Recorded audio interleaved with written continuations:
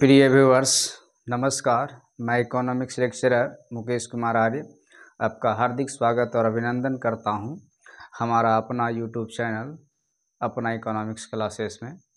जैसा कि आप जानते हैं, व्यष्टि अर्थशास्त्र की यूनिट 3 उत्पादन एवं लागत, यूनिट 4 पूर्ण प्रतिस्पर्धा के अंतर्गत फर्म के व्यवहार के सिद्धांत और यूनिट 5 बाजार संतुलन, जिसके अंतर्गत हम लोग विशेष रूप से जिक्र करेंगे पूर्ण प्रतिस्पर्धा बाजार तथा इसकी विशेषताएं।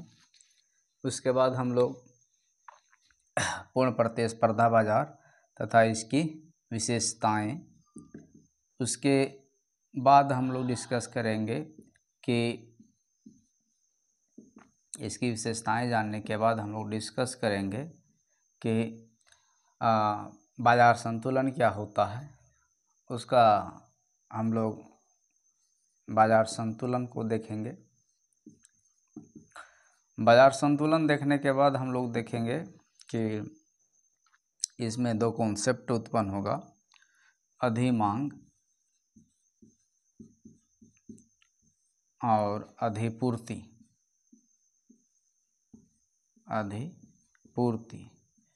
तो बाजार संतुलन जानने के बाद हमें ये कॉन्सेप्ट की जानकारी लेनी है, अधिमांग क्या होता है, अधिपूर्ति क्या होता है। इसके बाद हम लोग देखेंगे कि मांग और पूर्ति नाम के जो उपकरण होते हैं उनका अनुप्रयोग, मांग एवं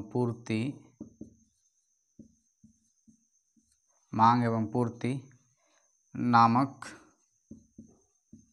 सरल उपकरणों का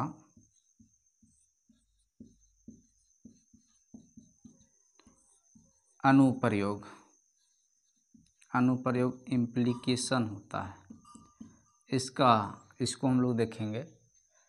उसके बाद हम लोग देखेंगे कि मांग,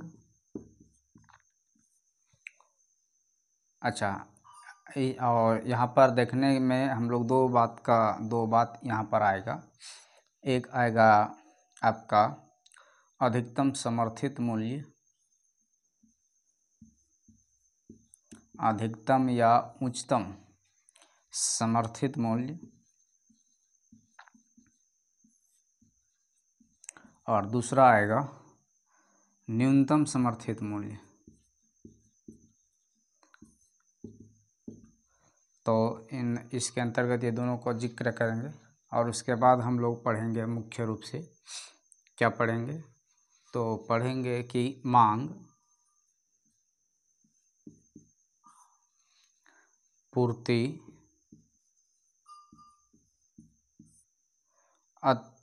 मांग या पूर्ति अथवा दोनों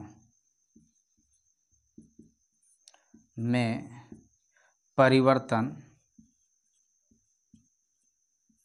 परिवर्तन से संतुलित कीमत पर प्रभाव, संतुलित कीमत एवं संतुलित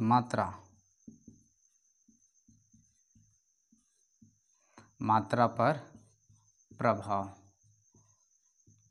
तो बेसिकली आज के इस वीडियो लेक्चर में हम लोग इतनी बातों का जिक्र करेंगे। सबसे पहले पूर्ण प्रतिस्पर्धा बाजार क्या होता है और इसकी विशेषताएं को, फिर दूसरा बाजार संतुलन, अधिमांग और अधिपूर्ति, तीसरा जिक्र करेंगे मांग एवं पूर्ति नामक सरल उपकरणों का अनुप्रयोग, जिसके तहत हम लोग दो बात को जानेंगे, अधिकतम समर्थित मूल्य और न्यूनतम समर्थित मूल्य। दोनों को हम लोग MSP बोलते हैं। यहाँ पर M का मतलब मैक्सिमम और यहाँ पर M का मतलब minimum. MSP minimum support price और मैक्सिमम सपोर्ट प्राइस। तो उसके बाद हम लोग जिक्र करेंगे मांग तथा पूर्ति अथवा दोनों में परिवर्तन से संतुलित कीमत और संतुलित मात्रा पर क्या प्रभाव पड़ेगा, और हम लोग ये संतुलित कीमत क्या होता है, संतुलित मात्रा क्या होता है, ये दो कॉन्सेप्ट जो आएगा वो बाजार संतुलन में आएगा। बाजार संतुलन पढ़ने से यही संतुलित कीमत और संतुलित मात्रा किसी वस्तु का निर्धारित होगा। तो सबसे पहले हम पीसीएम यहाँ लिखे हैं, परफेक्ट कंपटीशन मार्केट। इसका मतलब होता है पूर्ण प्रतिस्पर्धा बाजार, और इसकी विशेषताएं को हम लोग सबसे पहले देखते हैं। तो हालांकि पीसीएम का मतलब पूर्ण परफेक्ट कंपटीशन मार्केट हो गया, और हिंदी होता है पूर्ण प्रतिस्पर्धा बाजार। पूर्ण प्रतिस्पर्धा बाजार या पूर्ण प्रतियोगिता का बाजार। पूर्ण प्रतिस्पर्धा बाजार, पूर्ण प्रतिस्पर्धा बाजार। प्रतिस्पर्धा को हम लोग प्रतियोगिता भी बोलते हैं, पीसीएम इसको शॉर्ट फॉर्म में बोलते हैं।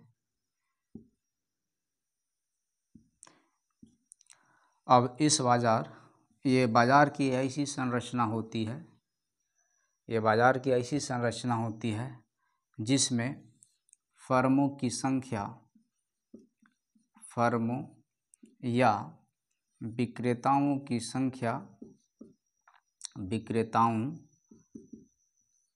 की संख्या अत्यधिक होती है, संख्या अत्यधिक होती है। फर्मों या विक्रेताओं की संख्या अत्यधिक होती है। ये पूर्ण प्रतिस्पर्धा बाजार की परिभाषा भी है और एक खासियत भी है। परिभाषित करने के लिए दिया जाता है कि पूर्ण प्रतिस्पर्धा या पूर्ण प्रतियोगी बाजार से आप क्या समझते हैं। तो यह बाजार की ऐसी संरचना है जिसमें फर्मों या विक्रेताओं की संख्या अत्यधिक होती है। अच्छा, इसमें क्रेताओं की भी संख्या अत्यधिक होती है, क्रेताओं की संख्या अत्यधिक होती है। तो यह बाजार की ऐसी संरचना है जिसमें फर्मों या विक्रेताओं के साथ साथ क्रेताओं की भी संख्या अत्यधिक होती है। अत्यधिक करने का मतलब यहाँ पर विक्रेताओं और या फर्मों की संख्या का लिमिटेशन नहीं है, इसका मतलब ये है। उसके बाद हम लोग दूसरी और विशेषता क्या है, तो और विशेषता इसका है कि यहाँ पर समरूप वस्तुओं का क्रय विक्रय किया जाता है, समरूप वस्तुओं का क्रय विक्रय किया जाता है। समरूप वस्तु, जिसको हम लोग होमोजेनियस गुड्स के नाम से जानते हैं, समरूप वस्तुओं का क्रय विक्रय। समरूप वस्तु कहने का मतलब होता है ऐसी वस्तुएं का उत्पादन यहाँ पर होता है, क्रय विक्रय किया जाता है, जिसका रंग रूप, गुण, आकार, स्वाद और इनकी इकाई या इन वस्तुओं का आकार एक जैसा होता है। समरूप वस्तु या होमोजेनियस गुड्स के नाम से इसे हम लोग जानते हैं, होमोजेनियस।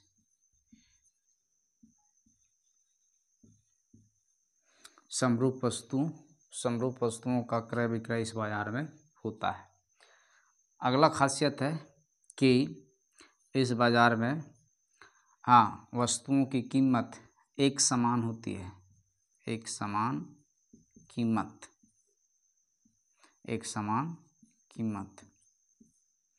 या फिर ये भी कह सकते हैं कि इस बाजार में वस्तुएं समरूप है, एक जैसा है, तो इनकी कीमत एक समान रहती है ना। कोई ना तो विक्रेता के पास साहस होता है कि हम वस्तुओं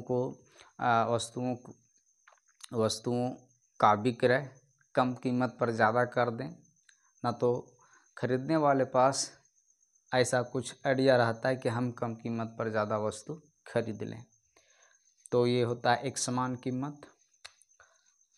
अच्छा, अब यहाँ पर एक और बात जानना है कि एक समान कीमत और ये एक समान कीमत जो होती है वो निर्धारित रहती है। और ये यहाँ पर निर्धारण जो होता है एक समान कीमत का मतलब यहाँ पर है कि इस कीमत का निर्धारण बाजार करता है या उद्योग करता है।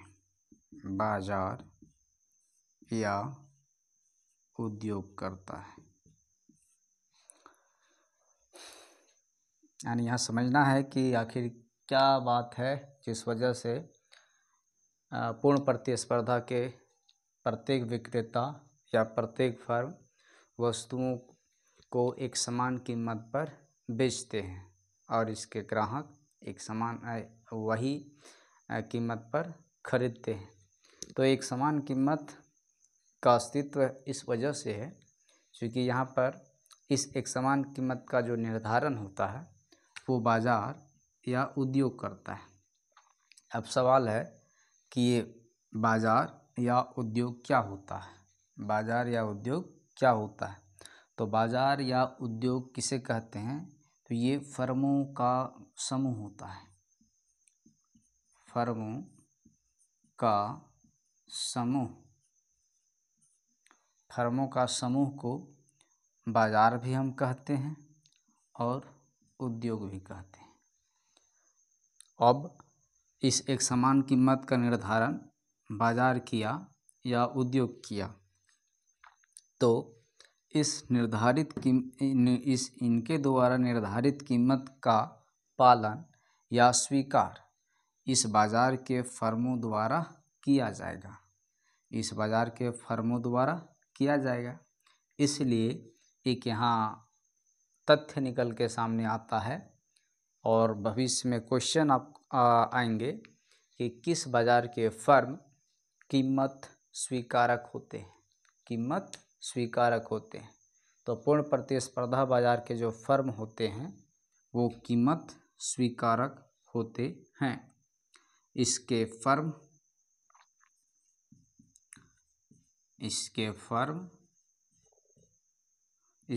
में कीमत स्वीकारक होते हैं। कीमत स्वीकारक। पूर्ण प्रतिस्पर्धा बाजार के जो फर्में होती है वो कीमत स्वीकारक होती है और इस कीमत का निर्धारण पूर्ण प्रतिस्पर्धा बाजार करता है या पूर्ण प्रतिस्पर्धा उद्योग करता है, जिसे स्वीकार इस बाजार के प्रत्येक फर्म करते हैं और सिर्फ स्वीकारते ही नहीं हैं बल्कि उस कीमत पर एक समरूप वस्तुओं को बेचते भी हैं। तो ये हो गया। और अगली विशेषता इस बाजार की है कि और अगला विशेषता क्या है? विशेषता ये है कि इस बाजार में फर्मों के प्रवेश और बहिर्गमन की स्वतंत्रता होती है। बाजार में या उद्योग में, बाजार या उद्योग में फर्मों के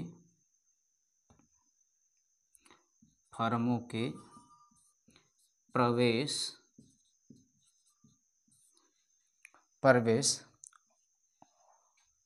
तथा बहिर्गमन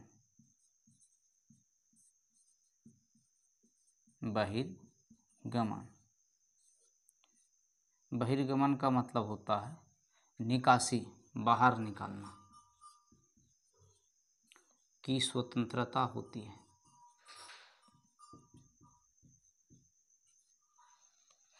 बाजार या उद्योग में फर्मों के प्रवेश और बहिर्गमन की स्वतंत्रता होती है। कहाँ पर?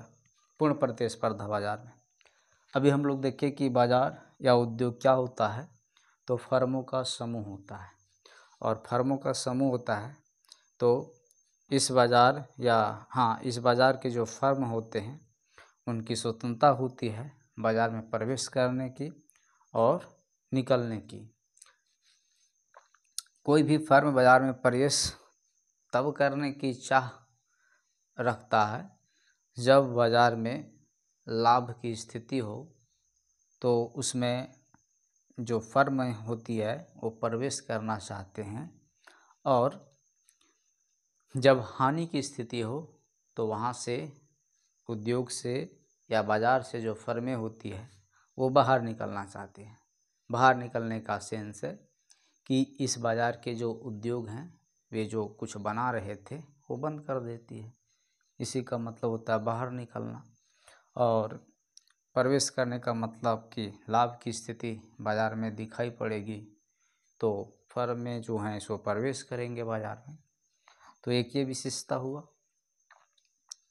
और अगला विशेषता क्या है कि अगला विशेषता है कि इस बाज़ार के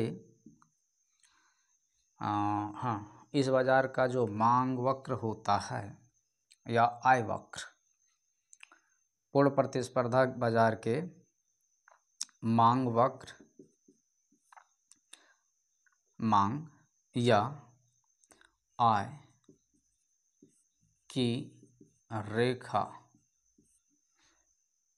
की लोच या रेखा की लोच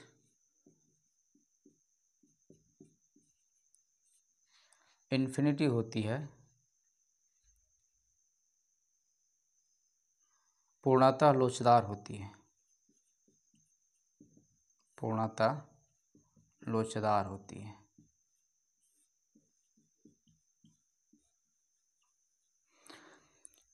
पूर्ण प्रतिस्पर्धा, क्वेश्चन आता है कि पूर्ण प्रतिस्पर्धा बाजार में मांग वक्र या आय की रेखा कैसी होती है, तो पूर्णतः लोचदार होती है। अब आप लोग मांग की चैप्टर में, मांग की लोच की चैप्टर में आप ये बात जानते हैं कि मांग वक्र पूर्णतः लोचदार का वक्र कैसे खींचा जाता है। तो हम यहाँ पर थोड़ा मेंशन करते हैं। यहाँ पर मांग की मात्रा या पूर्ति की मात्रा को माप लेते हैं और यहाँ पर कीमत माप लेते हैं। तो पूर्णतः लोचदार मांग की रेखा इस तरीके से होती है। तो पूर्ण प्रतिस्पर्धा बाजार में मांग की रेखा ऐसा ही होता है। इसको हम लोग आय की रेखा भी बोलते हैं और आय की रेखा और ये बोलते हैं। और अगला विशेषता है कि यहाँ पर इस बाज़ार में जो कीमत होता है वो औसत आय के बराबर होता है और औसत आय सीमांत आय के बराबर होता है। तो एक ये विशेषता है। तो हम लिख सकते हैं अगला विशेषता, इस बाज़ार की अगली विशेषता P = AR = MR, ये विशेषता लिख सकते हैं। और इस बाज़ार की जो विशेषताएं हैं वो लगभग हो गया है।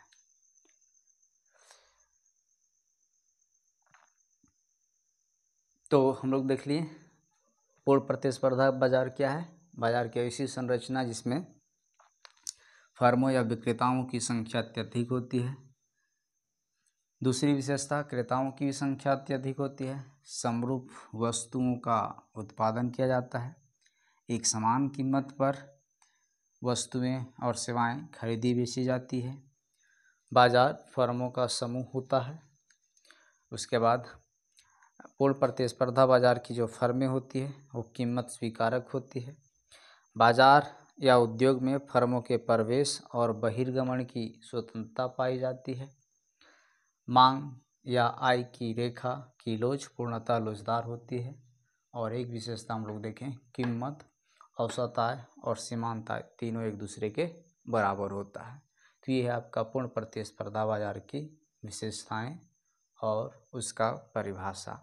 तो काफ़ी ऑब्जेक्टिव क्वेश्चन और शॉर्ट आंसर टाइप क्वेश्चन भी इस टॉपिक से बनते हैं। पूर्ण प्रतिस्पर्धा बाजार से आप क्या समझते हैं, इसकी कौन कौन सी विशेषताएं हैं।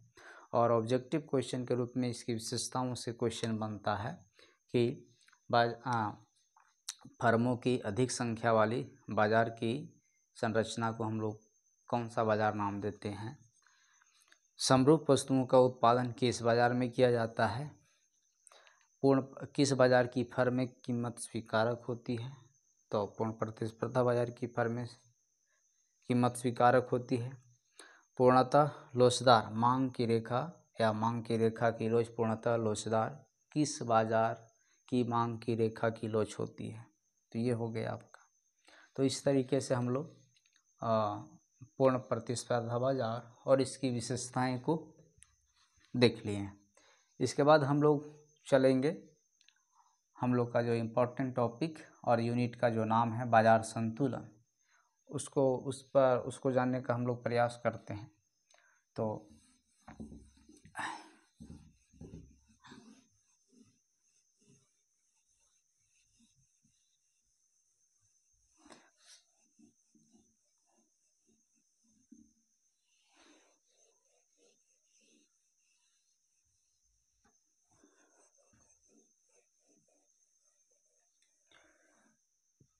हाँ, बाजार संतुलन।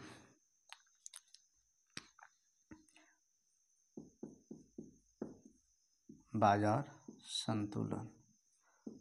अच्छा, इस टॉपिक को हम लोग एक और नाम से जानते हैं, वो नाम क्या है? तो वो नाम दिलाता है पूर्ण प्रतिस्पर्धा बाजार के अंतर्गत कीमत का निर्धारण।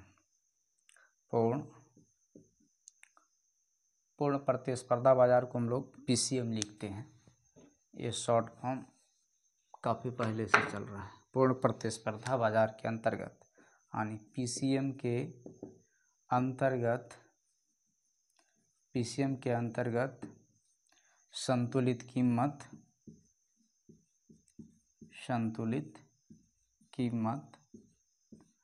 तथा संतुलित मात्रा का निर्धारण।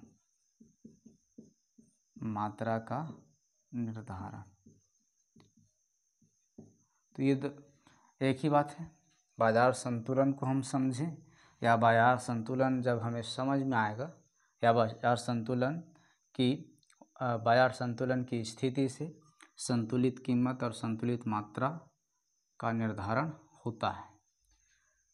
तो ये दोनों टॉपिक एक ही हैं, नाम अलग अलग लेकिन दोनों का आंसर जो है वो एक ही होगा। अब सबसे पहले हम लोग देखते हैं कि बाजार संतुलन क्या होता है। तो बाजार संतुलन वह स्थिति है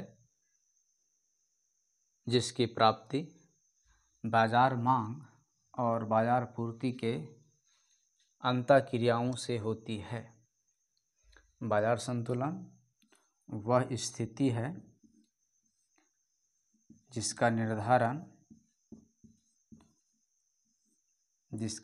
निर्धारण बाजार मांग और बाजार पूर्ति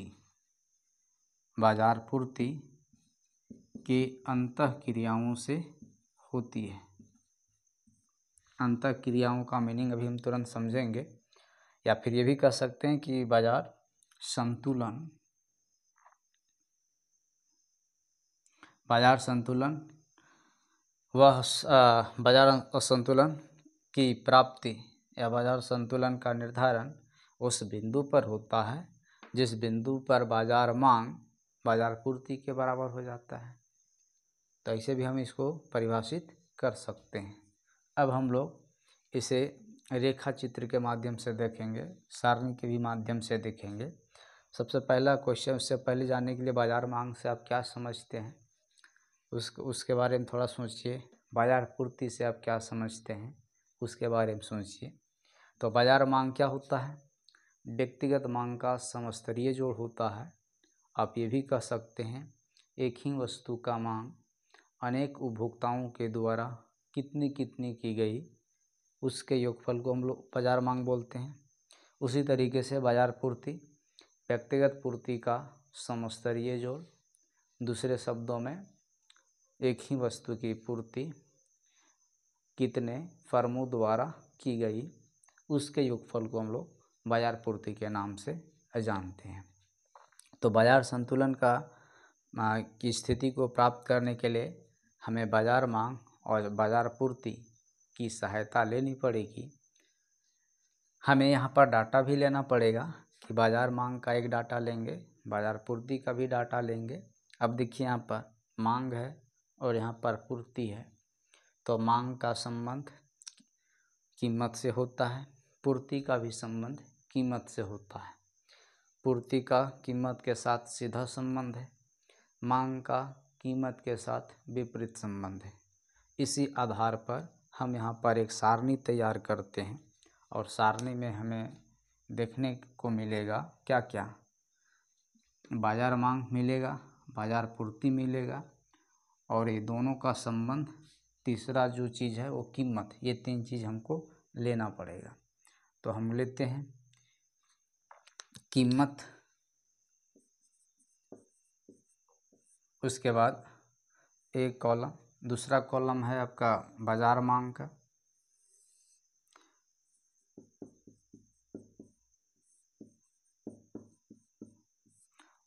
तीसरा कॉलम है बाज़ार पूर्ति का,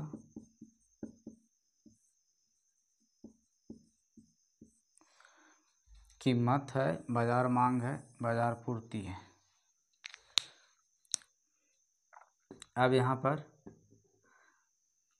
हम एक कीमत ले लेते हैं जनरल, जैसे 5, 10, 15, 20, 25, इस तरीके से हम 5 कीमत ले लिए। कीमत यहाँ पर है प्रति, कीमत रुपया प्रति केजी, रुपया प्रति किग्रा या केजी, ये कीमत है। बाज़ार मांग केजी में है, बाज़ार पूर्ति भी है, केजी में है। ये कीमत हो गया 5, 10, 15, 20, 25। अब आप लोग बताइए कि कीमत के साथ बाज़ार मांग का संबंध सीधा होगा या उल्टा होगा। आप लोग के दिमाग में आंसर आया होगा कि कीमत का बाज़ार मांग के साथ विपरीत संबंध होता है, और विपरीत संबंध होता है तो यहाँ हम अगर कीमत बढ़ाए हैं तो यहाँ पर हमें बाज़ार मांग की जो डाटा लेंगे उसको घटाना पड़ेगा। घटाते हैं 50, 40, 30, 20, 10। अब देखिए बाज़ार मांग और कीमत के साथ विपरीत संबंध हो गया। कीमत यहाँ पर बढ़ा है, बाज़ार मांग घटा है, तो इस आधार पर यह दोनों डाटा सूटेबल है। आप यहाँ पर 50, 40, 30, 20, 10 को आप चेंज भी कर सकते हैं, इसको भी चेंज करते हैं। ध्यान यही रखा कीजिएगा कि दोनों के बीच विपरीत संबंध दिखना चाहिए। अब हम बाज़ार पूर्ति का एक डाटा लेंगे जिसमें हम कीमत के साथ उसका जब संबंध देखेंगे तो सीधा संबंध प्राप्त होगा। 10, 20, 30, 40, 50। अब यहाँ पर देखिए कि ये एक जो आपका क्या हुआ कि ये आपका कीमत हो गया, ये मेरा बाज़ार मांग हो गया, ये मेरा बाज़ार पूर्ति की डाटा हो गया। अच्छा, अब हम लोग यहाँ पर एक कॉलम और देते हैं, स्थिति इसका नाम देंगे, स्थिति का नाम देते हैं, स्थिति का एक कॉलम बना रहे हैं। अच्छा चलिए, अब यहाँ पर देखिए बाज़ार संतुलन में हम लोग क्या देखें, बाज़ार संतुलन की प्राप्ति उस बिंदु पर होती है या वस्तु की उस मात्रा पर होती है जहाँ पर बाज़ार मांग बाज़ार पूर्ति के बराबर होता है। अब यहाँ पर देखिए बाज़ार मांग का ये सब डाटा हो गया, बाज़ार पूर्ति का ये सब डाटा हो गया, तो कौन सा कीमत पर बाज़ार मांग बाज़ार पूर्ति के बराबर हुआ, तो आपको दिखाई पड़ेगा कि कीमत 15 रुपया प्रति केजी पर बाज़ार मांग 30, बाज़ार पूर्ति 30 के बराबर हुआ। यानी इस कीमत पर जो है सो बाज़ार मांग बाज़ार पूर्ति के बराबर हो गया। इसलिए इस कीमत को हम लोग संतुलित कीमत के नाम से जानेंगे। और सवाल ये है कि ये भी मात्रा है, ये भी मात्रा है, ये बाजार मांग की मात्रा हुई, ये बाजार पूर्ति की मात्रा हुई। तो इसे हम तो संतुलित कीमत नाम दे दिए। लिखते हैं इसको, संतुलित कीमत और संतुलित कीमत। और ये इस संतुलित कीमत पर बाजार मांग 30 kg, बाजार पूर्ति 30 kg, तो इसको हम लोग क्या नाम देंगे? तो इसको हम लोग नाम देंगे संतुलित मात्रा। क्या नाम देंगे? संतुलित मात्रा। तो यहाँ पर संतुलित मात्रा हो गया कितना? संतुलित कीमत 15 और ये 30 जो है वो संतुलित मात्रा हो गया। अच्छा, इसको हम थोड़ा सा ग्राफ से भी देख लेते हैं, चूँकि ग्राफ भी आता है। ग्राफ हम यहाँ पर छापते हैं।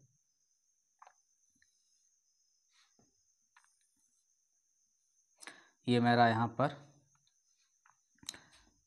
मांग या पूर्ति की मात्रा यहाँ पर हो गया और यहाँ पर कीमत हो गया, कीमत, और यहाँ पर मांग या पूर्ति की मात्रा।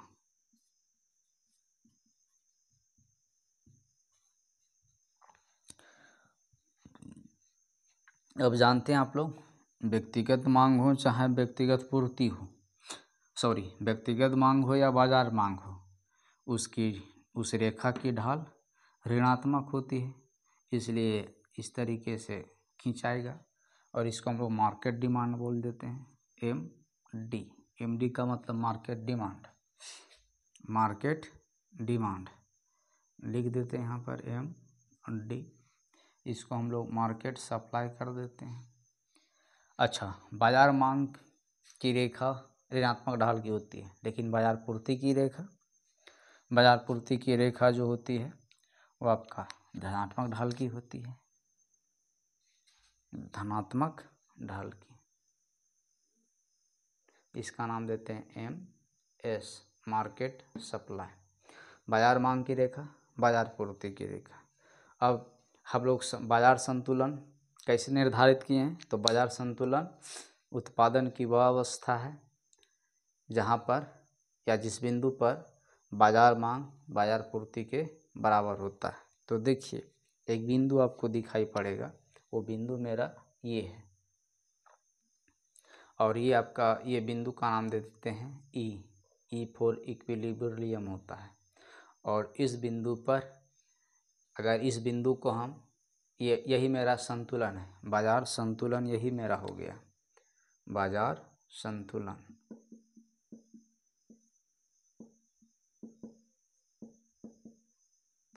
इस बिंदु पर बाजार संतुलित है और इस संतुलन बिंदु को कीमत अक्ष से मिला देंगे, इस संतुलन बिंदु को कीमत अक्ष से मिला देंगे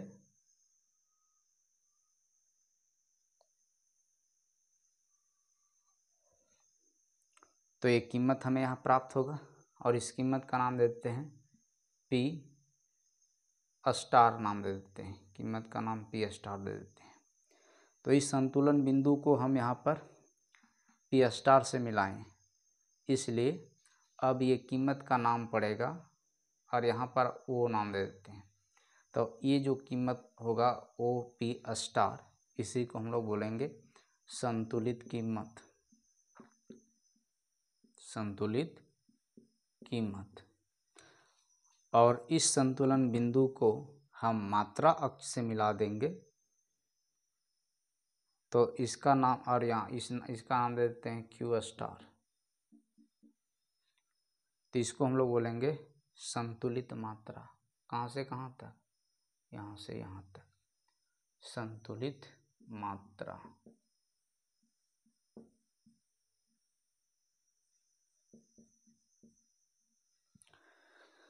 तो अब देखिए यहाँ पर सबसे पहले हम लोग बाजार संतुलन की बात कर रहे हैं। तो बाजार संतुलन की प्राप्ति बाजार मांग और बाजार पूर्ति के बराबर होने से होता है, या बाजार संतुलन की प्राप्ति उस बिंदु पर होता है जिस बिंदु पर बाजार मांग बाजार पूर्ति के बराबर होता है। तो इस बिंदु पर बाजार मांग बाजार पूर्ति दोनों एक दूसरे को कट किए हैं, मिले हैं, इसलिए इस बिंदु पर ये दोनों बराबर है और इसलिए इस बिंदु का नाम पड़ा बाजार संतुलन। इस संतुलन बिंदु से कीमत अक्ष को मिलाएं तो कीमत अक्ष इतना निर्धारित हुआ ओ पी स्टार, और इस निर्धारित कीमत को हम लोग नाम देते हैं संतुलित कीमत, और मात्रा को संतुलित मात्रा नाम देते हैं। तो हम लोग देखिए बाजार संतुलन और इसका दूसरा टॉपिक नाम दिए थे पूर्ण प्रतिस्पर्धा के अंतर्गत संतुलित कीमत और संतुलित मात्रा का निर्धारण। संतुलित कीमत और निर्धारण, तो ये संतुलन बाजार संतुलन दिख गया, संतुलित कीमत दिख गया, संतुलित मात्रा दिख गया। अब हम लोग को समझना है कि संतुलित कीमत 15 रुपया प्रति केजी पर संतुलित मात्रा 30 केजी निर्धारित हुआ। यहाँ पर इस कीमत पर बाजार मांग यानी मार्केट डिमांड बाजार पूर्ति के बराबर है। लेकिन अगर इससे कम कीमत पर बात करेंगे, कीमत 10 लीजिए, कीमत 5 लीजिए, तो आप क्या देख पा रहे हैं? 5 कीमत पर बाजार मांग 50, बाजार पूर्ति 10, 10 कीमत पर बाजार मांग 40, बाजार पूर्ति 20। तो इन दो कीमतों पर कौन अधिक है? बाजार मांग अधिक है कि बाजार पूर्ति अधिक है? तो आप देख पाएंगे कि इस स्थिति में इन दोनों कीमतों पर बाजार मांग बाजार पूर्ति से अधिक है। बाजार मांग बाजार पूर्ति से अधिक है, इसलिए इसको हम लोग अधिमांग बोलते हैं। क्या बोलते हैं? अधिमांग। जबकि इन दो कीमतों पर देखिएगा 20 कीमत और 25 कीमत पर, तो आपको देखने को मिलेगा कि यहाँ पर क्या है? तो बाजार मांग यहाँ पर कम है बाजार पूर्ति से। कौन अधिक है? तो बाजार पूर्ति अधिक है, इसलिए इस सिचुएशन को हम लोग बोलते हैं अधिपूर्ति। अधिपूर्ति। तो अधिमांग बाजार संतुलन आप लोग समझ गए। बाजार संतुलन के बाद अधिमांग क्या होता है वो समझिए, अधिपूर्ति समझिए। अधिमांग वह स्थिति है जिस कीमत पर बाजार मांग बाजार पूर्ति से अधिक होता है। वह कीमत जिस पर बाजार पूर्ति बाजार मांग से अधिक होती है, इसलिए इसे हम लोग अधिपूर्ति के नाम से जानते हैं। वो बात यहाँ पर भी दिखाई पड़ता है रेखा चित्र में भी। इस संतुलित कीमत पर बाजार मांग बाजार पूर्ति के बराबर हुआ। बाजार मांग बाजार पूर्ति के बराबर हुआ।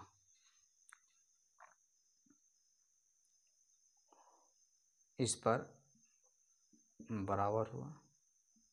लेकिन जैसे ही हम कीमत ऊंचा करते हैं, इस कीमत पी स्टार से ऊपर जाते हैं, तो पी स्टार से ऊपर होने का मतलब कीमत बढ़ाना, और कीमत बढ़ने की स्थिति में क्या होता है ये देखते हैं बढ़ा करके। कीमत बढ़ने की स्थिति में आप लोग देख पाए होंगे, इसका नाम, इस बिंदु का नाम दे देते हैं D1, D2 नाम देते हैं। इस बिंदु को नाम दे देते हैं S2, और इस कीमत का नाम दे देते हैं P2। तो देखिएगा कि कीमत पी स्टार से बढ़कर P2 होने से, कीमत बढ़ने से क्या हाल हो रहा है? कीमत बढ़ने से बाजार मांग M2D2, बाजार मांग M2D2। यहाँ पर एक कीमत का कॉलम लेते हैं, एक लेते हैं बाजार मांग, और एक लेते हैं बाजार पूर्ति। तो ओपी स्टार पर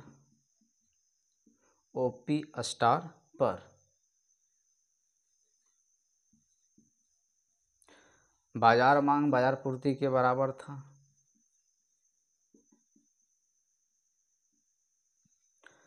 लेकिन ये कीमत बढ़ कर के जब OP2 हुआ तब देखिए कि कौन अधिक हो गया, कीमत बढ़ कर के OP2 हुआ तो बाजार मांग से अधिक हो गया बाजार पूर्ति। बाजार मांग इतना ही है, कितना है, P2D2, बाजार मांग कितना है, P2D2 है, P2D2, और बाजार पूर्ति कितना हो गया, P2S2 हो गया। इसलिए अब देखिए इतना अधिक है कि इतना अधिक है, तो अधिक तो इतना वाला हुआ, और कितना अधिक हुआ, तो D2S2 अधिक हुआ, D2S2 अतिरिक्त हो गया, अधिक हो गया, और क्या अधिक हुआ, पूर्ति अधिक हुआ, किससे, बाजार मांग से। इसलिए इस सिचुएशन को नाम देते हैं अधिपूर्ति। क्या नाम देते हैं, अधिपूर्ति, इसका नाम पड़ता है इसलिए अधिपूर्ति, एक्सेस सप्लाई। और अधिक कीमत पर अधिपूर्ति हुआ है। कीमत को हम कम करते हैं, कीमत को हम क्या करते हैं, कम करते हैं, और कम कीमत करके इस तरीके से हम एक लाइन खींचते हैं, कीमत कम करके P1 करते हैं, और कीमत कम होने से, अच्छा इस बिंदु को नाम दे देते हैं D1, S1, ये पूर्ति वाला है इसलिए S1, और इसका नाम देते हैं D2। देखिए कीमत कम कीमत पर कौन अधिक है, पूर्ति मेरा हुआ P1S1, कीमत OP1 पर, पूर्ति हुआ P1S1, इतना ही पूर्ति हुआ P1S1, और मांग कितना हो गया, इसको 1 नाम देते हैं, P1D1 मांग हो गया, P1D1। अब मांग P1D1 तो कौन अधिक हुआ, तो P1D1 ये था मांग, और P1S1 था पूर्ति, कौन अधिक हुआ, तो मांग अधिक हुआ। अब मांग अधिक हुआ इसलिए इसका नाम पड़ता है अधिमांग। तो कम कीमत पर अधिमांग की स्थिति है। अधिमांग का मतलब क्या हुआ कि बाजार मांग बाजार पूर्ति से अधिक है इस कीमत पर। तो इस तरीके से हम लोग बाजार संतुलन क्या होता है उसको देख लिए। बाजार संतुलन को ही जानने के लिए उसे हम एक और टॉपिक नाम देते हैं पूर्ण प्रतिस्पर्धा के अंतर्गत संतुलित कीमत और संतुलित मात्रा का निर्धारण कैसे होता है उसको बताइए। तो ये दोनों एक ही टॉपिक होता है, एक ही आंसर लिखाता है। अच्छा, अब यहाँ पर बाजार संतुलन क्या होता है, इसकी प्राप्ति उस बिंदु पर होती है जिस बिंदु पर या जिस कीमत पर बाजार मांग बाजार पूर्ति के बराबर होता है। इसे हम लोग सारणी से देख लिए, रेखा चित्र से देख लिए। इससे दो स्थितियां जो उत्पन्न हुई अधिमांग और अधिपूर्ति, उसको भी हम लोग सारणी से देख लिए और रेखा चित्र से देख लिए। इसके बाद हम लोग बात करते हैं कि अच्छा यहाँ से जो क्वेश्चन आता है वो लॉन्ग क्वेश्चन भी आता है, शॉर्ट क्वेश्चन भी आता है। लॉन्ग क्वेश्चन आएगा 5 मार्क्स का, बाजार संतुलन क्या है इसकी व्याख्या सारणी और रेखा चित्र की सहायता से कीजिए। दूसरा क्वेश्चन पूर्ण प्रतिस्पर्धा के अंतर्गत संतुलित कीमत और संतुलित मात्रा का निर्धारण कैसे होता है व्याख्या कीजिए।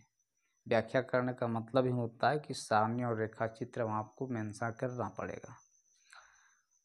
इसके बाद हम लोग देखते हैं कि हाँ, देखना ये है कि ये मेरा तो क्या हो गया,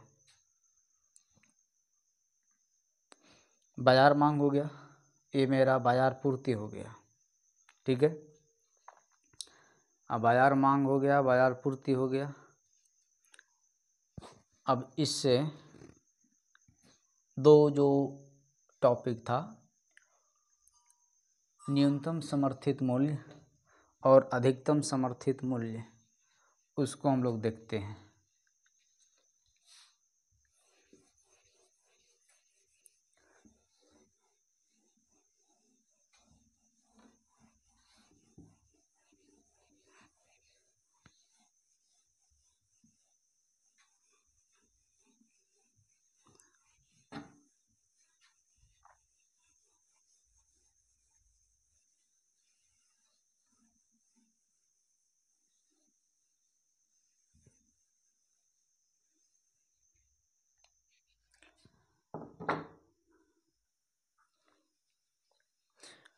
अभी हम लोग डिस्कस किए कि बाजार संतुलन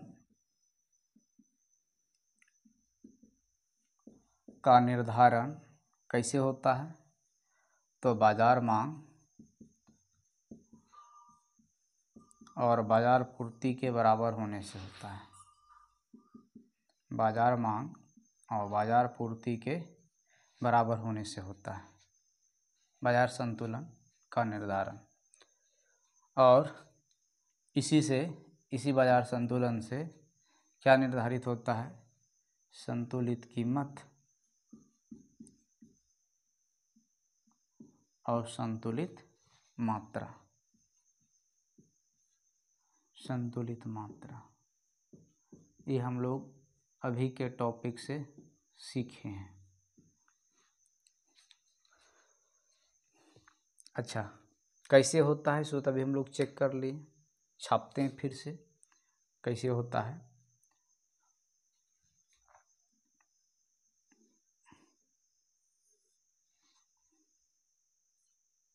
यहाँ पर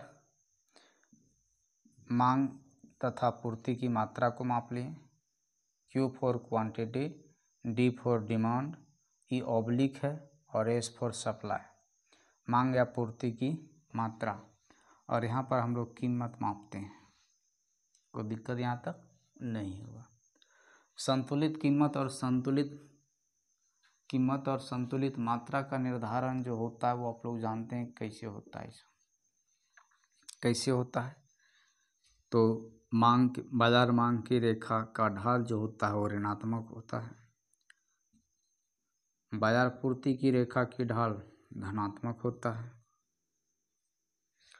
अब यहाँ पर क्या करेंगे, और ये जो संतुलन बिंदु हो गया इक्विलिब्रियम पॉइंट, और इस संतुलन बिंदु से हम कीमत अक्ष को मिला देते हैं तो संतुलित कीमत का निर्धारण हो जाता है। मात्रा अक्ष को मिला देते हैं तो संतुलित मात्रा का निर्धारण हो जाता है। अब सवाल है, अच्छा ये तो संतुलित कीमत हो गया, ये वाला संतुलित कीमत।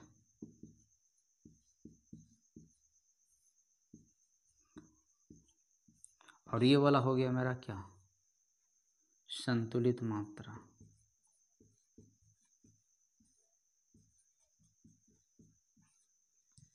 कोई दिक्कत यहाँ तक नहीं? कोई दिक्कत नहीं। अब हमें समझना क्या है? दो चीज़ समझना है। एक समझना है न्यूनतम समर्थित मूल्य,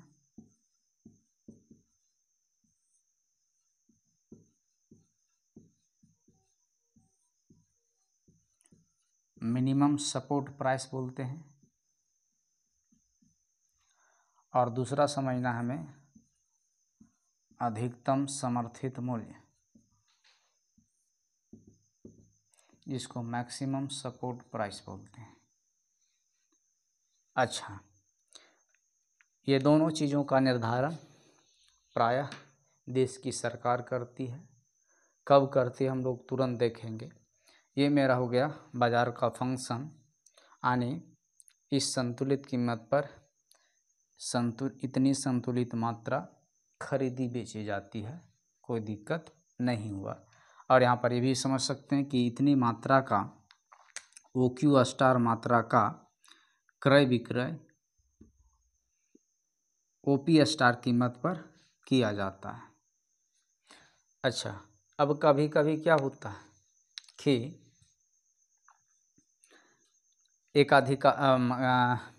कुछ उत्पादक या कुछ विक्रेता, विशेष करके ऐसे उत्पादों के विक्रेता जिसके निर्माता केवल और केवल वही उत्पादक हैं, ऐसी स्थिति में वो ग्राहकों से ज़्यादा कीमत वसूलना चाहता है।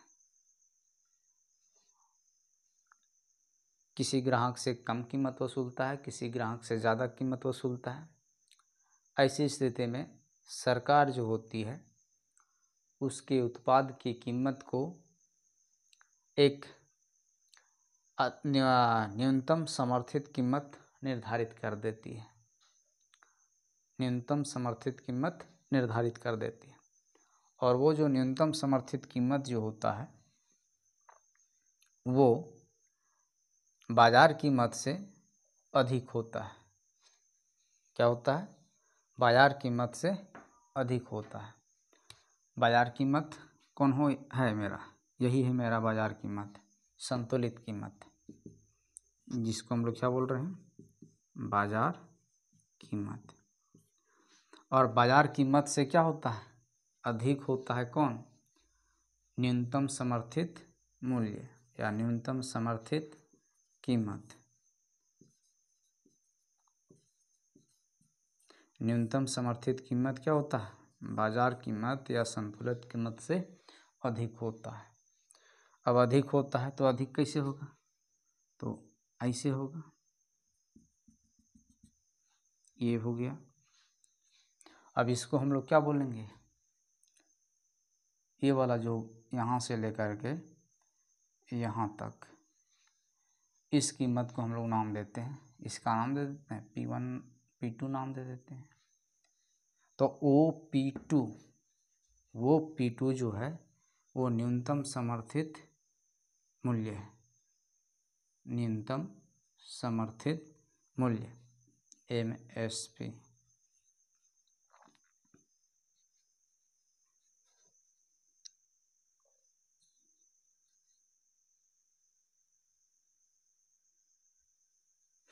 आप यहाँ पर एक बात थोड़ा और समझिएगा, एकाधिकार वाला जो बात कर दिए कि एक विक्रेता जो है किसी उत्पाद को अधिक कीमत पर बेच रहा है तो उसका जो सरकार जो तय करती है वो अधिकतम समर्थित मूल्य तय करती है, ये वाला तय करती है। ये थोड़ा सा अलग है, इसको समझिएगा कि न्यूनतम समर्थित मूल्य जो होता है वो बाज़ार कीमत या संतुलित कीमत से अधिक होता है। जैसे आप लोग सुने होंगे, धान की खरीदारी जब सरकार करती है तो वो बाज़ार कीमत में, जिस कीमत पर बाज़ार में लोग धान बेचते हैं बनिया के पास, छोटे मोटे विक्रेता खरीदारों के पास, तो वो बाज़ार कीमत पर बेचते हैं और बाज़ार कीमत कम होता है। मान लीजिए कि बाज़ार कीमत आपका 20 रुपया है और 20 रुपया है तो न्यूनतम समर्थित कीमत जो होगा इस बाज़ार कीमत से अधिक होगा। और अनुमान लगाते हैं कि ये 22 रुपया हो सकता है। तो आमतौर पर बाज़ार में जो खरीद बिक्री वस्तुएं का होती है वो क्या होता है, मान लेते 20 रुपया पर हो रहा है, लेकिन वही वस्तु को जब अगर सरकार खरीदेगी तो बाज़ार कीमत से अधिक कीमत पर खरीदेगी।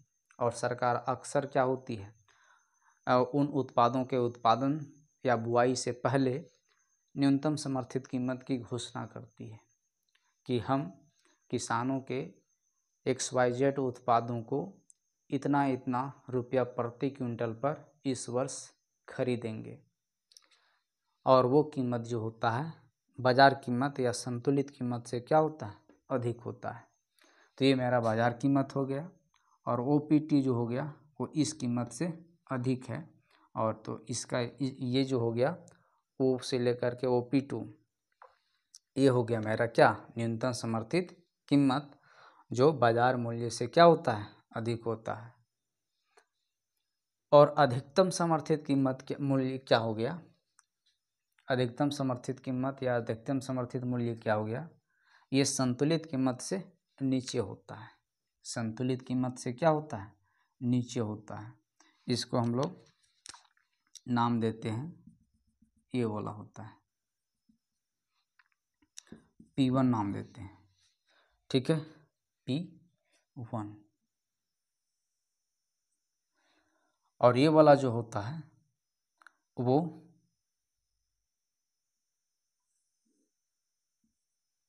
ये वाला जो होता है वो, इसको हम लोग नाम क्या बोलते हैं, अधिकतम समर्थित मूल्य, अधिकतम समर्थित मूल्य या कीमत। और ये अधिकतम समर्थित कीमत जो होता है वो बाज़ार कीमत से अधिक होता है। क्या होता है, बाजार कीमत से कम होता है, बाजार कीमत से कम होता है। अधिकतम समर्थित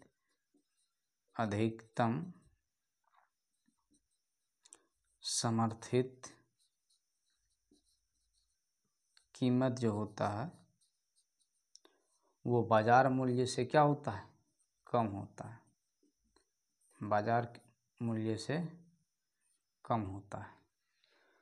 हाँ, इसमें जो है कि ये पॉलिसी सरकार द्वारा तब अपनाई जाती है जब कोई उत्पाद के विक्रेता जो हैं वो उस उत्पाद को ज़रूरत से ज़्यादा मूल्य पर बेच रहे हैं। वैसी स्थिति में उसका एकाधिकारी पावर को, मोनोपोली पावर को नष्ट करने के लिए सरकार उसके उत्पाद को एक अधिकतम कीमत सुनिश्चित करती है, और वो अधिकतम कीमत जो होता है वो जिस बाजार मूल्य पर वस्तु को बेच रहा है, अधिकतम समर्थित कीमत उससे कम निर्धारित कर दी जाती है।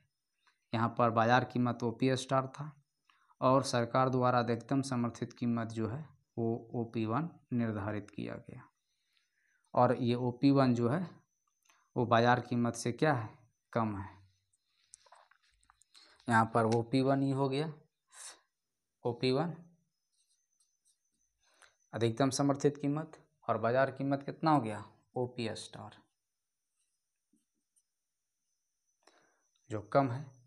अगर वो विक्रेता उस वस्तु को 25 रुपया प्रति इकाई पर बेच रहा था, 25 रुपया प्रति इकाई पर बेच रहा था, और सरकार को लगा कि वो ज़्यादा मूल्य वसूल रहा है, तो उसका एक अधिकतम विक्रय मूल्य निर्धारित कर देगी, और वो हो सकता है कि 20 रुपया हो, 18 रुपया हो, यानी इससे कम ही रहेगा। इसी को हम लोग इस तरीके से हम लोग दो कीमत यहाँ पर देख लिए। न्यूनतम समर्थित मूल्य क्या होता है, अधिकतम समर्थित मूल्य क्या होता है। क्वेश्चन बार बार आता है, न्यूनतम समर्थित मूल्य संतुलित मूल्य से या बाजार कीमत से अधिक होता है कि कम होता है। तो देखिए, अधिक होता है, घबराइएगा नहीं। अधिकतम समर्थित मूल्य बाजार कीमत से कम होता है कि ज़्यादा होता है, तो कम होता है। यहाँ पर भी देखिएगा, ये अधिक वाला जो है वो न्यूनतम समर्थित मूल्य है, कम वाला जो है वो अधिकतम समर्थित मूल्य है। इस बात को ध्यान दीजिएगा, कन्फ्यूजन में लोग जाते हैं फिर।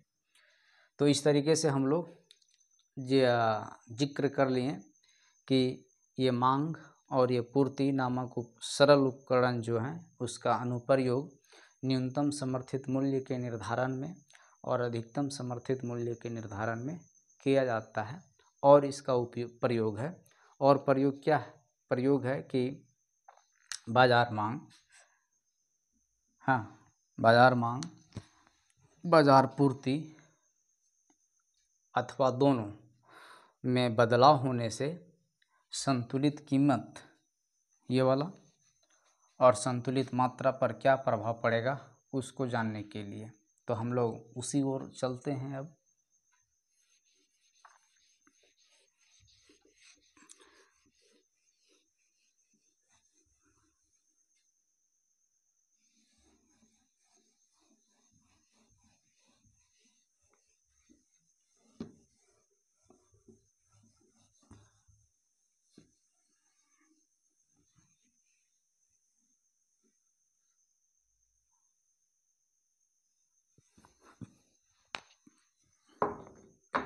इस टॉपिक से 1 मार्क्स का क्वेश्चन, 3 मार्क्स का क्वेश्चन, 4 मार्क्स का क्वेश्चन और 5 मार्क्स का क्वेश्चन, जैसा जितना मार्क्स का बोर्ड चाहेगा उतना मार्क्स का क्वेश्चन पूछ सकता है। और टॉपिक बहुत आसान है। टॉपिक का नाम पड़ेगा कि बाजार मांग, बाजार मांग या बाजार पूर्ति या दोनों में परिवर्तन का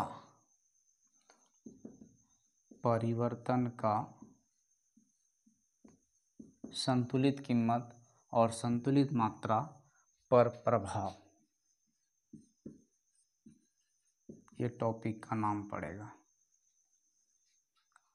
और आप लोग एक समझ लीजिए, एक दो समझ जाइएगा, उसके बाद बहुत सारी स्थितियाँ इसमें आएंगी और उन स्थितियों को देख करके समझ करके आपको तय करना होगा कि संतुलित कीमत पर क्या प्रभाव पड़ा। संतुलित कीमत बढ़ा कि घटा कि अपरिवर्तित रहा, संतुलित मात्रा घटा बढ़ा कि अपरिवर्तित रहा। कब?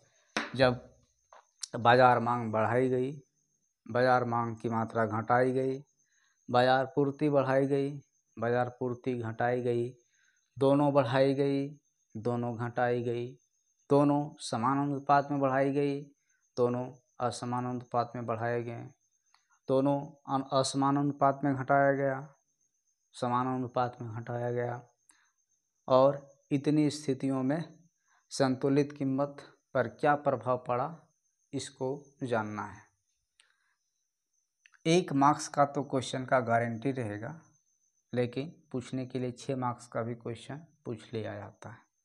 तो हम लोग सबसे पहले मूल्य निर्धारण के जो कैंची का सिद्धांत था उसको हम लोग देखते हैं। तो वो सिद्धांत क्या है कि बाजार मांग और बाजार पूर्ति से, बाजार मांग और बाजार पूर्ति से संतुलित कीमत और संतुलित मात्रा का निर्धारण होता है। ये आप लोग पहले से जानते हैं।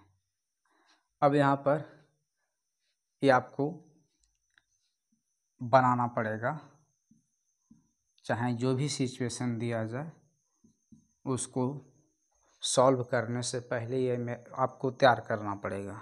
और इतना तैयार करने के लिए आप लोग पहले से ही जान चुके हैं। अब यहाँ पर क्या करना होगा, हम पहले स्थिति को लिखते हैं।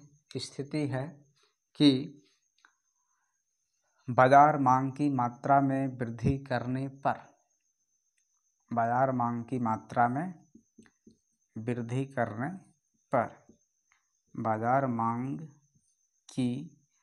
मांग की मात्रा में वृद्धि करने पर संतुलित कीमत और संतुलित मात्रा पर क्या प्रभाव पड़ेगा। संतुलित कीमत और संतुलित मात्रा, संतुलित मात्रा पर क्या प्रभाव पड़ेगा, इसको हम लोग को जानना है। ये हम लोग का पुराना सिचुएशन हो गया। अब इसमें हम लोग देखिए क्या कह रहा है, बाजार मांग में वृद्धि करने पर। तो आप लोग मांग के चैप्टर्स से जानते हैं कि अगर मांग की मात्रा में वृद्धि करते हैं तो मांग की रेखा किस ओर विस्थापित होगी। विकल्प है दाहिने ओर, बाईं ओर, ऊपर की ओर, नीचे की ओर। तो मांग की रेखा का विस्थापन से आप जानते हैं कि मांग की मात्रा में वृद्धि होने से मांग की रेखा दाहिनी ओर विस्थापित होती है और विस्थापित समानांतर रूप में होती है, पैरेलल रूप में होती है। ये विस्थापित हो गई। विस्थापित होने के बाद इसका हम नाम दे देते हैं M1 D1। जानते हैं मांग की मात्रा में वृद्धि होने पर मांग की रेखा दाहिनी ओर विस्थापित होती है। आप यहाँ खड़ा होइए इस बिंदु पर और अपना दाहिना ओर डिसाइड कीजिए, तो आपका दाहिना ओर यही साइड होगा। तो मांग की मात्रा में वृद्धि होने पर बाजार मांग की रेखा दाहिनी ओर विस्थापित होती है। हो गई। और दाहिनी ओर विस्थापित होने से अब क्या होगा, ये नई मांग की रेखा पूर्ति की रेखा के किस बिंदु पर मिला, इस बिंदु पर। और ये नया संतुलन बिंदु हो गया जिसको हम लोग नाम देते हैं E1। ये मेरा पुराना वाला था जिसका नाम था E। कोई दिक्कत यहाँ तक नहीं। अब नया संतुलन बिंदु से क्या करेंगे, नया कीमत प्राप्त करेंगे। ये नया कीमत हो गया। नई मात्रा प्राप्त करेंगे, अगर मात्रा को मिला दिए तो इसको Q1 नाम देते हैं। अब आप बताइए कि ये क्या कौन सा स्थिति था? ये स्थिति क्या कहलाएगा? बाजार पूर्ति। ये स्थिति क्या है? बाजार पूर्ति स्थिर रहे, बाजार पूर्ति स्थिर रहे तथा बाजार मांग में वृद्धि हो तो संतुलित कीमत पर क्या प्रभाव पड़ेगा? तो संतुलित कीमत देखिए, संतुलित कीमत यहाँ था, ये बढ़ कर के P1 हो गया, तो संतुलित कीमत बढ़ जाएगी, संतुलित कीमत बढ़ जाएगा, संतुलित कीमत में वृद्धि होगी। कोई दिक्कत यहाँ तक? और संतुलित मात्रा में भी क्या होगी? वृद्धि होगी। ये एक सिचुएशन हो गया। दूसरा सिचुएशन लेते हैं। दूसरा सिचुएशन में क्या लेते हैं? दूसरा सिचुएशन में रहा है कि बाजार मांग स्थिर रहे, बाजार वही लेते हैं, बाजार पूर्ति स्थिर रहे, बाजार पूर्ति क्या रहे? स्थिर रहे तथा बाजार मांग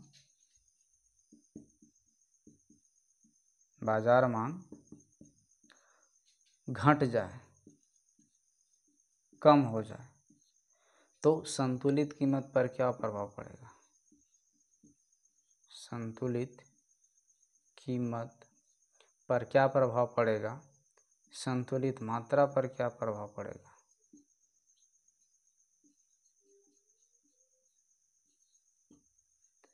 तो ये मेरा दूसरा सिचुएशन है। क्वेश्चन आपको इसी तरीके से पूछा जाएगा कि जब बाजार पूर्ति स्थिर रहे तथा बाजार मांग में कमी हो, बाजार मांग घट जाए या बाजार मांग में कमी हो तो संतुलित कीमत क्या होगा? ऑप्शन घटेगा, बढ़ेगा, अपरिवर्तित रहेगा या उपर्युक्त में से सभी स्थितियां संभव है। तो ये आपका सिचुएशन है और सिचुएशन को देखने से पहले हमें क्या करना पड़ता है? ये तैयार करना पड़ेगा। क्या क्या तैयार करना पड़ेगा? तो तैयार करना पड़ेगा कैंची वाला थ्योरी। बाजार मांग, बाजार पूर्ति दोनों इस बिंदु पर मिले हैं, ये बिंदु का नाम संतुलन बिंदु, और इससे संतुलन कीमत और मात्रा अक्ष मिलाने से संतुलित मात्रा का निर्धारण।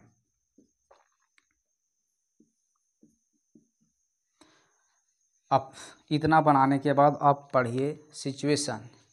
किसको स्थिर रखने के लिए बोल रहा है? बाजार पूर्ति। जिसको स्थिर रखने के लिए बोला जाएगा उसको आप टच भी नहीं कीजिएगा। किसको घटाना बढ़ाना है? बाजार मांग घट जाए। अब बाजार मांग घट जाए, मांग घटने से मांग की रेखा बाईं ओर विस्थापित होती है। किस ओर? बाईं ओर विस्थापित होती है समानांतर रूप से।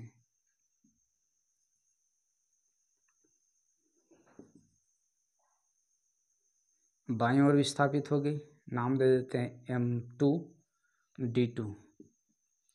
और विस्थापित होने से किस बिंदु पर मिली? पूर्ति की रेखा के किस बिंदु पर? इस बिंदु पर। और इस बिंदु का नाम दे देते हैं E2। अब इस बिंदु से कीमत अक्ष को मिलाएंगे तो क्या होगा? एक यहाँ कीमत प्राप्त होगा। मात्रा अक्ष को मिलाएंगे तो एक यहाँ मात्रा प्राप्त होगा। अब देखिए संतुलित कीमत क्या हुआ? P* पहले था, मांग में कमी होने से संतुलित कीमत घट जाता है और संतुलित मात्रा भी क्या होता है? घट जाता है। तो अब संतुलित कीमत पर क्या प्रभाव पड़ा? संतुलित कीमत घट गया, संतुलित मात्रा भी घट गई। समझ गए? इस तरीके से। और सिचुएशन क्या बनेगा? हम पूर्ति को स्थिर रख करके यहाँ पर पूर्ति को घटाएं, मांग को घटाएं, पूर्ति को यहाँ पर स्थिर रख करके मांग में वृद्धि किए। अब इसका उल्टा स्थिति भी तो हो सकता है। क्या स्थिति हो सकता है? कि बाजार पूर्ति में वृद्धि हो, हाँ, बाजार पूर्ति में वृद्धि हो और बाजार पूर्ति जो है वो क्या हो, सॉरी, बाजार मांग स्थिर हो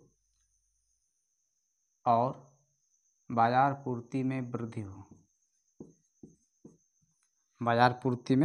वृद्धि हो, अब क्या होगा, तो संतुलित कीमत और संतुलित मात्रा पर क्या प्रभाव पड़ेगा उसी को देखना है। तो हम इन सबको मिटाते हैं। पहले कुछ एग्जाम्पल समझने के लिए आप लोग नोट भी कर लीजिएगा एक आध सिचुएशन।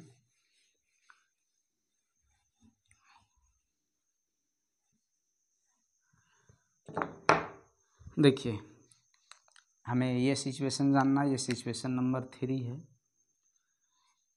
पहले सिचुएशन देखने से पहले हम लोग को ये काम करना है, कौन वाला, मूल्य निर्धारण के कैंची का जो सिद्धांत है उसको बना लेना है।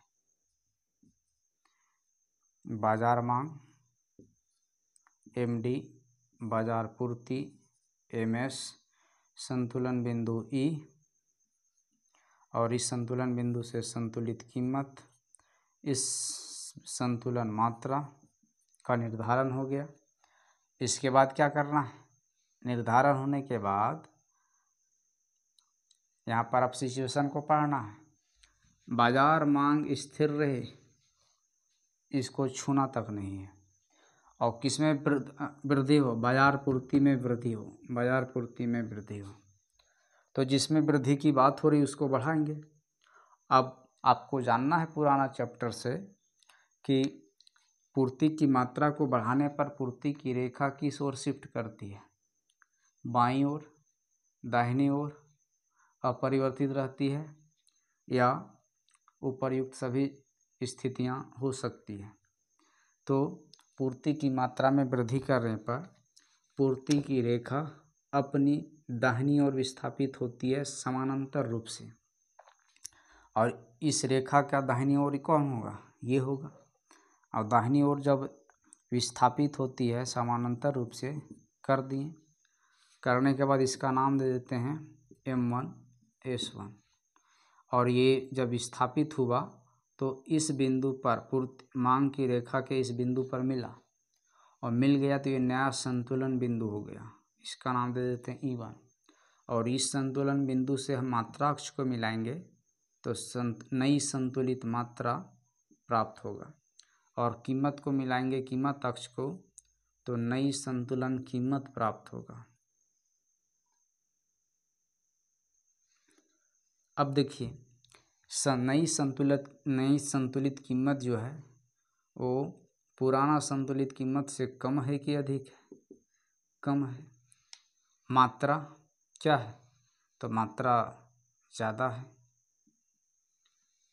अब यहाँ पर आंसर मिल ही गया होगा कि बाजार मांग स्थिर रहे और बाजार पूर्ति बढ़ जाए तो संतुलित कीमत घट जाती है और संतुलित मात्रा बढ़ जाती है।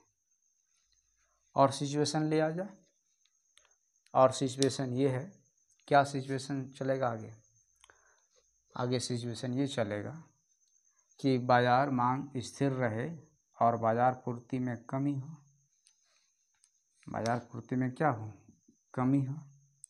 तो कैसे उसको बताएंगे, छापते हैं पहले, क्या, मूल्य निर्धारण के कैंची का सिद्धांत जो है, यहाँ पर कीमत, मांग की रेखा, पूर्ति की रेखा, संतुलन बिंदु से संतुलन कीमत का निर्धारण, संतुलित मात्रा का निर्धारण। अब सिचुएशन पढ़िए, चौथा सिचुएशन, बाजार मांग स्थिर रहे तथा बाजार पूर्ति में कमी हो। अब बाजार पूर्ति की रेखा कौन है, ये वाला है, धनात्मक ढाल वाली। कमी होने की स्थिति में पूर्ति की रेखा बाईं ओर विस्थापित होती है समानांतर रूप से, कर दिए, नाम दे दीजिए M2 S2। मिलन बिंदु यहाँ मिलेंगे, इसलिए इसका नया संतुलन बिंदु ET हो गया, ये पहले से जो था E था।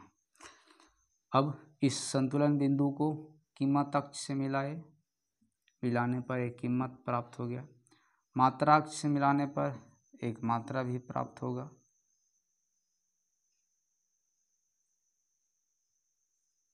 अब देखिए कीमत पर क्या प्रभाव पड़ा, संतुलित कीमत पर। संतुलित कीमत पी स्टार से बढ़ कर के P2 हो गया, बढ़ गया संतुलित कीमत। संतुलित मात्रा क्या हुआ, घट गया। तो आंसर में क्या पड़ेगा, संतुलित कीमत जो है, संतुलित कीमत बढ़ गया, संतुलित मात्रा घट गया। ये है आपका सिचुएशन। अगला सिचुएशन क्या होता है, मांग तथा पूर्ति दोनों में समान अनुपात में वृद्धि करने पर। ये भी तो सिचुएशन हो सकता है, देख लेते हैं।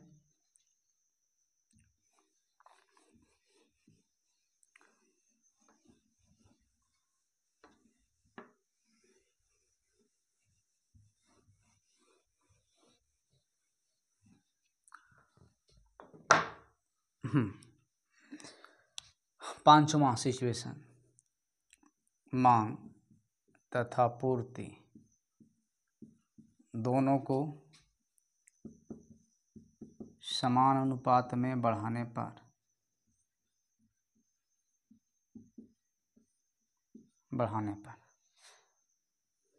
सिचुएशन को पढ़ना भी छोड़ दीजिए, यहाँ पुराना जो सिस्टम है मूल्य निर्धारण के कैंची का सिद्धांत को बनाइए पहले।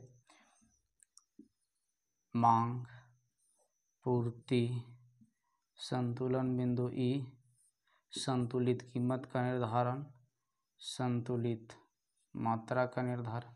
अब सिचुएशन को पढ़िए, मांग तथा पूर्ति दोनों में समान अनुपात में वृद्धि करने पर। समान अनुपात में वृद्धि करने का मतलब होता है जितना हम मांग को बढ़ाएंगे उतना ही पूर्ति बढ़ना चाहिए।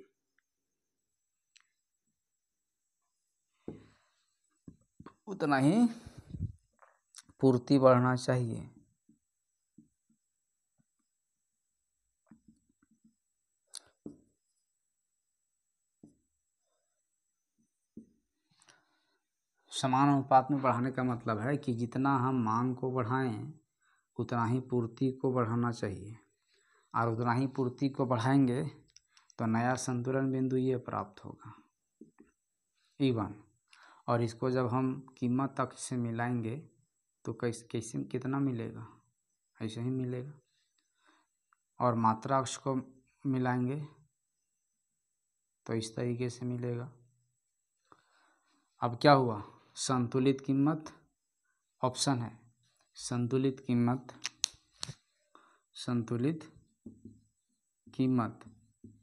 पर क्या प्रभाव पड़ा, संतुलित कीमत बढ़ा, संतुलित कीमत घटा, संतुलित कीमत अपरिवर्तित रहा।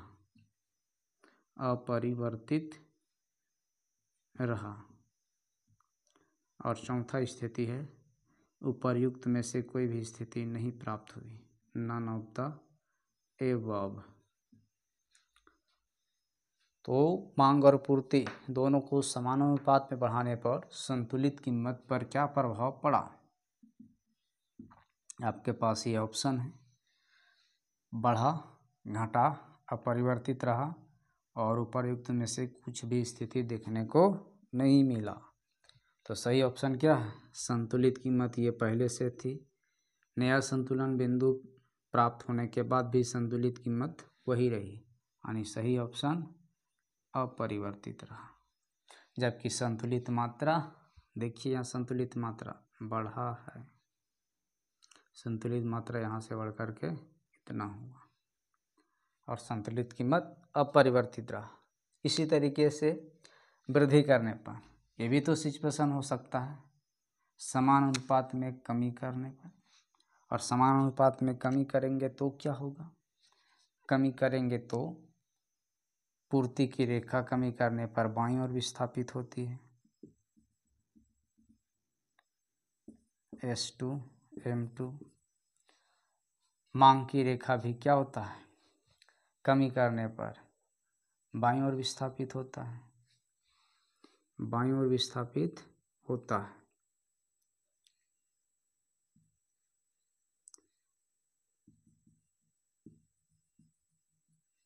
M2D2। अब नया संतुलन बिंदु कौन हुआ? ई वाला हुआ। और नया संतुलन बिंदु से मिलाएंगे कीमत को तो यही कीमत प्राप्त होगा, और मात्रा को मिलाएंगे तो क्या होगा? मात्रा में कमी आएगा और संतुलित कीमत अपरिवर्तित रहेगा। तो आपको एक बात समझ में आ जाना चाहिए कि मांग तथा पूर्ति दोनों को समान अनुपात में बढ़ाते हैं तो संतुलित कीमत अपरिवर्तित रहता है, समान अनुपात में घटाते हैं तो संतुलित कीमत अपरिवर्तित रहता है। जबकि संतुलित मात्रा क्या होता है? घटाने की स्थिति में संतुलित मात्रा घट जाता है, बढ़ाने की स्थिति में संतुलित मात्रा बढ़ जाता है। ये समझ गए। और सिचुएशन, यहाँ पर दो सिचुएशन की बात कर लिए, एक बार बढ़ाकर दूसरा घटाकर।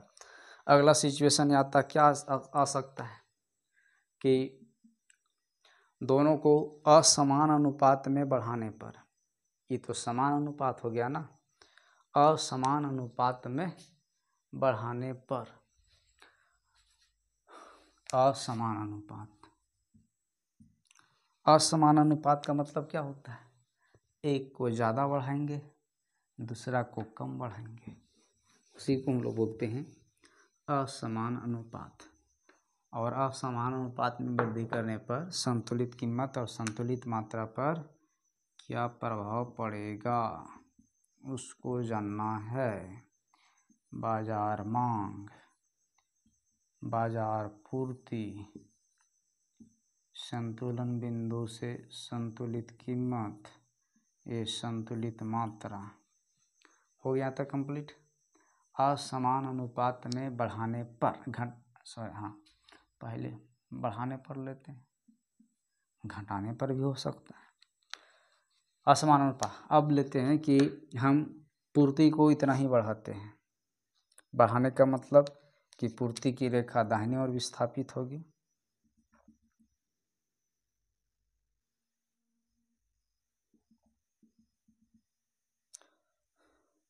ये हो गया M1 S1।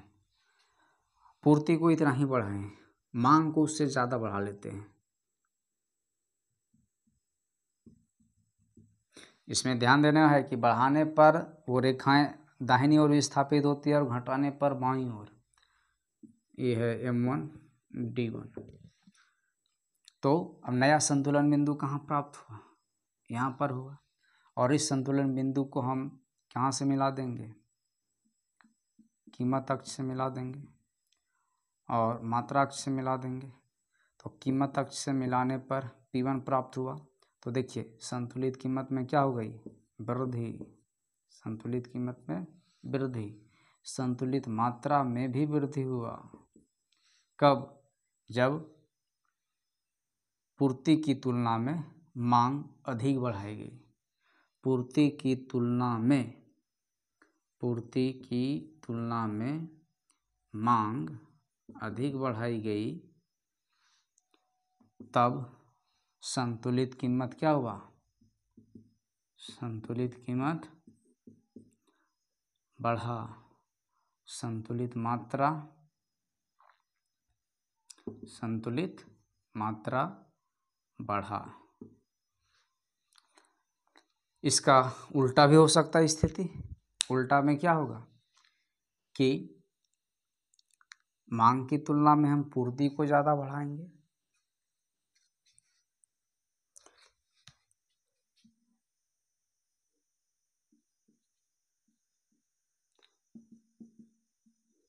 मांग की तुलना में पूर्ति को क्या करेंगे? ज़्यादा बढ़ाएंगे।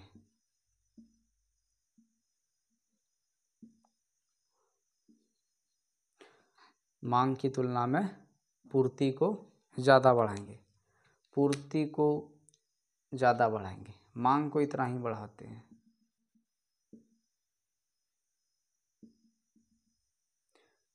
M2D2। पूर्ति को इससे ज़्यादा बढ़ाना है तो इससे ज़्यादा बढ़ाना है तो ज़्यादा कर देते हैं। M2S2। अब दोनों कहाँ मिलेंगे? यहीं पर मिलेंगे तो ये नया संतुलन बिंदु होगा और इसको मिलाएंगे किससे? कीमत अक्ष से। तो ये संतुलित कीमत, असंतुलित कीमत, और ये हो गया मेरा संतुलित मात्रा Q2। प्रभाव क्या पड़ा? संतुलित कीमत घट गया, संतुलित मात्रा बढ़ गया। यही है, संतुलित कीमत घट गया, संतुलित मात्रा बढ़ गया। इस तरीके से कोई भी सिचुएशन दिया जा सकता है और इतना सारा सिचुएशन है ये ना समझिए, बल्कि ये समझिए कि हमें एक मूल्य निर्धारण के कैंची का जो सिद्धांत वाला ग्राफ है उसको तैयार कर लेना है। तैयार करने के बाद सिचुएशन को पढ़ना है और उसके अनुसार वही दिया रहेगा। एक को घटाइए, दूसरा को स्थिर कीजिए, एक को बढ़ाइए, दूसरा को घटाइए, दूसरा को बढ़ाइए, पहला को स्थिर कीजिए, दोनों को बढ़ाइए, दोनों को घटाइए, दोनों को समान अनुपात में बढ़ाइए, दोनों को समान अनुपात में असमान अनुपात में बढ़ाइए, असमान अनुपात में घटाइए। इस तरीके से सिचुएशन आपको दिया जा सकता है और आपसे पूछा जाएगा संतुलित कीमत घटेगी, बढ़ेगी कि अपरिवर्तित रहेगी। संतुलित मात्रा भी पूछा जा सकता है। तो ये है आज के वीडियो लेक्चर का कहानी कि आज के वीडियो लेक्चर में हम लोग समझें कि पूर्ण प्रतिस्पर्धा बाजार क्या है, इसकी विशेषताएं कौन कौन सी है, बाजार संतुलन क्या होता है, या फिर पूर्ण प्रतिस्पर्धा के अंतर्गत किसी वस्तु का कीमत निर्धारण कैसे होता है, संतुलित कीमत और संतुलित मात्रा क्या होता है, अधिमांग और अधिपूर्ति क्या होता है। फिर हम लोग देखें कि न्यूनतम समर्थित मूल्य और अधिकतम समर्थित मूल्य को देखें। उसके बाद हम लोग देखें कि बाजार मांग या बाजार पूर्ति या दोनों में परिवर्तन से संतुलित कीमत और संतुलित मात्रा पर क्या प्रभाव पड़ेगा। इसको समझने के लिए हम लोग 7-8 स्थितियों को देखें। इस तरीके से आज का वीडियो लेक्चर यहीं पर समाप्त होता है। बहुत बहुत धन्यवाद। लाइक, शेयर और सब्सक्राइब कीजिएगा। Thank you.